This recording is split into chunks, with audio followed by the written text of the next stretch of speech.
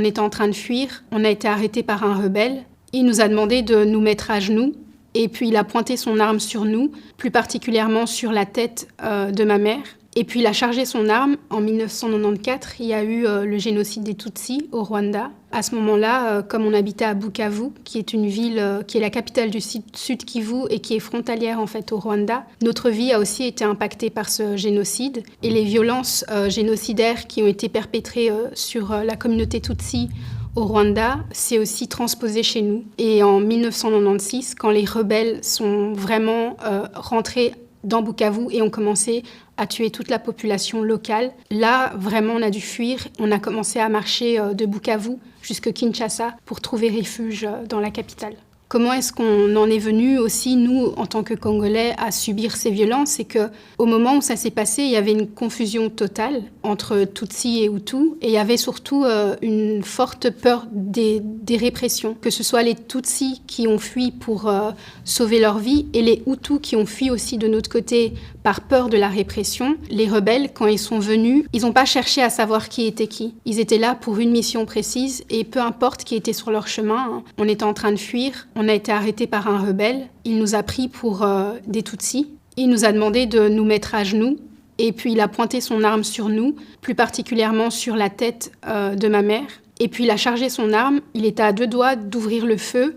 C'est ma grand-mère, avec qui on était encore, qui l'a convaincu de ne pas le faire en parlant en swahili, en lui disant « Mais en fait, on n'est pas rwandais, on est congolais, ne nous tue pas ». Il a enlevé son arme, il nous a volé tout ce qu'on avait sur nous, nos vêtements, le peu de biens qu'on avait pris avec nous. Il a dit « Je vous donne jusque 10, partez ». De là, on a couru et puis il s'est mis à tirer dans tous les sens. Quand on a cet âge, on absorbe absolument toutes les émotions qui sont autour de nous.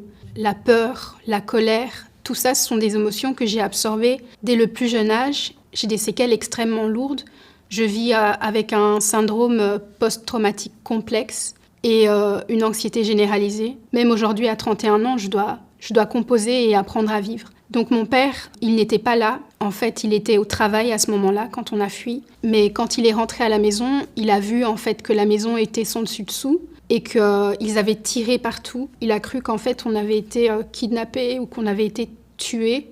Et donc, ce qu'il a fait, c'est que pendant des semaines, il a dû regarder les corps qu'il trouvait dans la rue pour vérifier s'il y avait nos corps. Donc ma mère, elle avait à peu près mon âge à l'époque. Quand on était avec elle, on se sentait protégé malgré le fait qu'on savait qu'on était en danger. Elle a toujours su faire en sorte qu'on se sente protégé à ses côtés. Elle arrivait à nous trouver à manger quand on était dans la forêt. Elle grimpait sur les arbres pour essayer de prendre des fruits parce que sinon parfois on mangeait rien. Ma mère, c'est mon héroïne, c'est celle qui nous a sauvé la vie. On a dû passer par la grande forêt équatoriale au Congo. On a dû traverser plusieurs fleuves, plusieurs rivières, même si on ne savait pas nager. Et c'est d'ailleurs dans une de ces rivières qu'on a perdu notre grand-mère parce que le courant était trop fort. Et donc en fait, il faut vraiment s'imaginer la nature dans son état la plus sauvage. Bukavu jusqu'à Kinshasa, c'est vraiment des extrémités. Je pense qu'au total, on en a eu pour 3 à 4 mois. On adorait les jours de pluie parce que les jours de pluie étaient un peu plus paisibles en termes de conflits et de violence. Je me souviens qu'on dormait à même le sol. Et je m'en souviens parce que je sens encore la sensation du sol froid et boueux sur ma peau. Je sais qu'il y avait un mélange entre Congolais et Rwandais.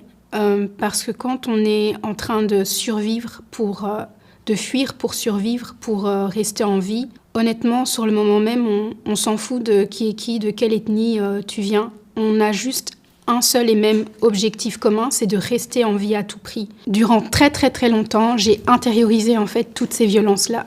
J'ai mis beaucoup de temps à réaliser ce que j'avais traversé et quel impact ça avait eu sur ma vie. Et c'est qu'à l'âge adulte, quand j'ai commencé à en parler à des professionnels de la santé et que j'ai commencé à constater que mes syndromes, certains tics que j'avais ne disparaissaient pas, que j'ai compris en fait que c'est ce que j'avais traversé qui avait eu toutes ces conséquences négatives sur ma santé mentale et physique. nous, en tant que victimes, on est constamment déshumanisés. Et je sais que d'autres n'ont pas la chance que moi j'ai aujourd'hui. Et c'est pour ça que c'était important pour moi de témoigner, parce que j'espère qu'à travers ce témoignage, les gens vont réaliser en fait l'ampleur du conflit et à quel point il est nécessaire et urgent d'agir.